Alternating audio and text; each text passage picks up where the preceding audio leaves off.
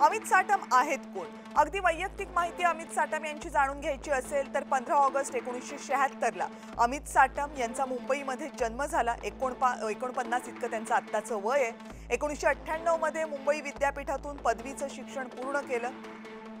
त्यानंतर मुंबई विद्यापीठामधून master of management studies पूर्ण केलं। उच्च विद्याभूषित चेहरा आहे हा भाजपचा।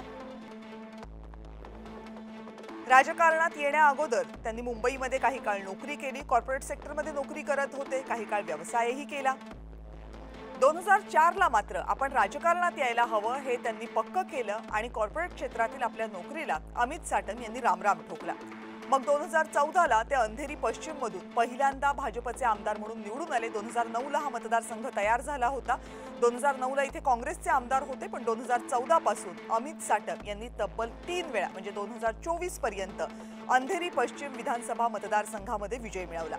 विधिमंडळामध्ये विविध विषयांवर, विशेषतः मुंबईच्या विषयांवर आक्रमक भूमिका मांडणारा आमदार अशी अमित साटम यांची ओळख राहिलेली आहे। 3 वेळा त्यांनी काँग्रेसच्या उमेदवाराचा अंधेरी पश्चिम या मतदारसंघामधना पराभव केला। पण 2014 पासून 3 वेळेला विधिमंडळात येऊनही मंत्रिमंडळामध्ये मात्र अमित साटम यांना अजून तरी संधी मिळालेली नाहीये। आपल्या आमदारकीच्या काळामध्ये जुहू बीचचं सुशोभीकरण त्यांनी केलं, त्यामुळे ते चर्चेत आले, कारण त्यांचा हा महत्त्वाकांक्षी प्रोजेक्ट होता। आणि मुंबई महानगरपालिकेच्या निवडणुकी अगोदर एक मोठी जबाबदारी अमित साटम यांना देण्यात आली, जी आहे मुंबई प्रदेशाध्यक्ष पदाची।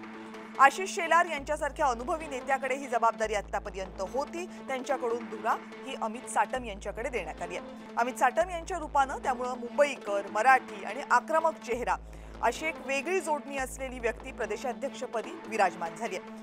खरं तर मुंबईमध्ये ठाकरे बंधू महानगरपालिका निवडणुकीसाठी एकत्र येण्याची चर्चा आहे। तसं झालं तर मग भाजपकडचा सुद्धा चेहरा मुंबई प्रदेशाध्यक्षपदाचा हा आक्रमक चेहरा असेल, हे या निवडीनं काहीसं स्पष्ट होतंय।